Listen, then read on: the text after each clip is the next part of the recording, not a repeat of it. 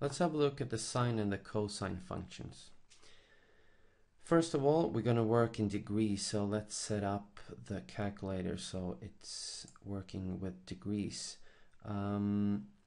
Let's go here to the main settings, the document settings, and document settings, angle should be degree, but we also need to, well, let's first add a graph to the document.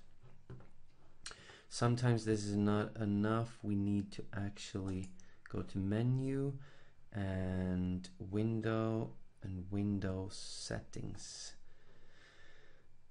And let's see, no, that was not it. We need the settings down here.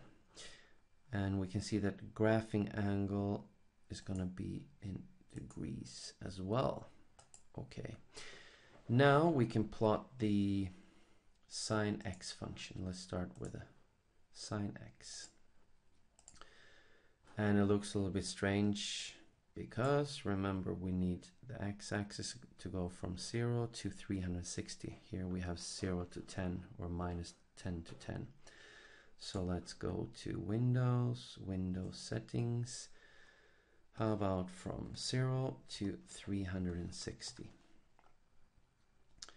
And the y can stay the same.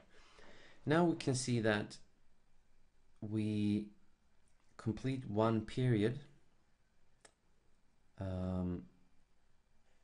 but we need 360 degrees to do that. Let's change this to sine of 2x. What will happen? We're going to complete two periods. Okay, so this value in front here of the x variable is going to have something to do with the period, how many periods we're going to complete within 360 degrees. So let's try and see if 3 should be 3 periods. 1, 2, 3. Okay, so the sine always begins in the origin where x and y is 0 and 0. Here it goes up, down, and back to the x-axis. That's one period. How about we change this to x over 2? We're just going to complete half a period. So to complete one period, we're going to just do half a period. To complete one period, we need 720 degrees. And the same thing, of course, if we do x over 4, just a quarter of a period.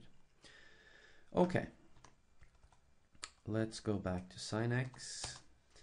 Let's have a look at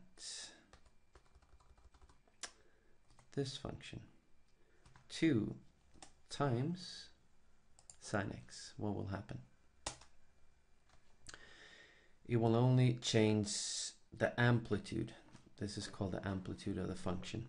So the highest y value is going to be 2 and the lowest is going to be minus 2. So this changes the amplitude of the function. Let's have a look at 5 sine x. Y max is going to be 5, y min is going to be minus 5. Okay, let's have a look at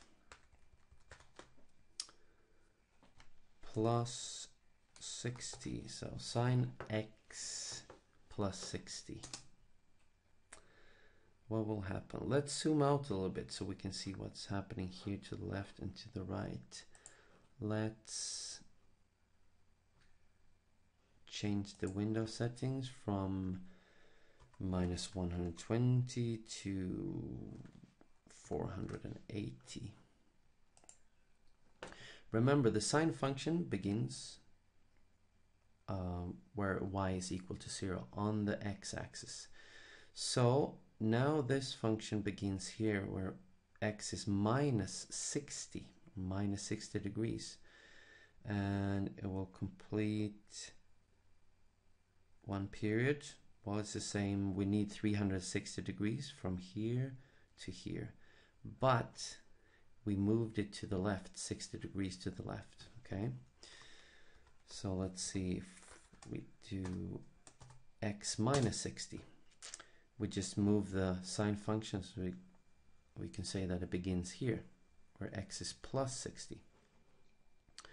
How about if we do this? Remember, 2x, that changes the period, and 60, move it to the right or the left. Let's see, it moves it to the right, to the left, and it changes the period.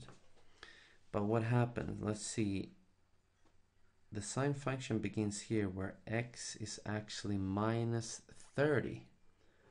So it's not minus 60.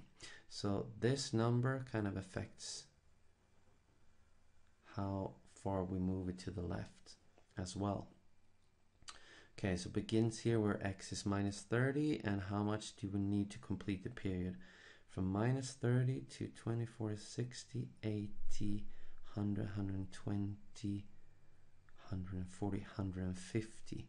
So from minus 30 to 150, we need 180 degrees. So it's the same kind of, this 2 here affects the period like before, but it will also affect this number. We can move it 60 degrees to the left because this 2 changes this 60, you can say. So we only move it 30 degrees to the left. Okay. Let's go back to the sine function and add a number at the end. How about 3? So sine x plus 3, what happens?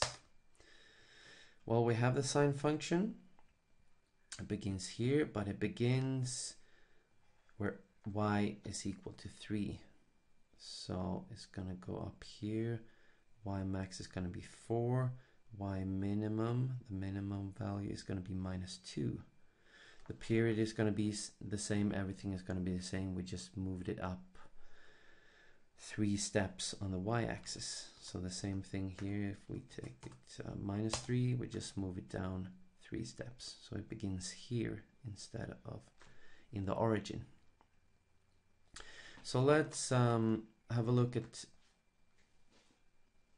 the cosine function real quick. The only difference between the sine function and the cosine function, I can draw them at the same time. Let's see. The second function, cosine of x. Let's move this out of the way. You can see that they look the same. It's just that the cosine, the red one, begins here on the y-axis where y is equal to 1. Okay, so that's the only difference. So let's see, minus 20, minus 40, minus 60, minus 80, minus 90. It's just a sine function, but you moved it 90 degrees to the left. And then it has the same period, everything is the same.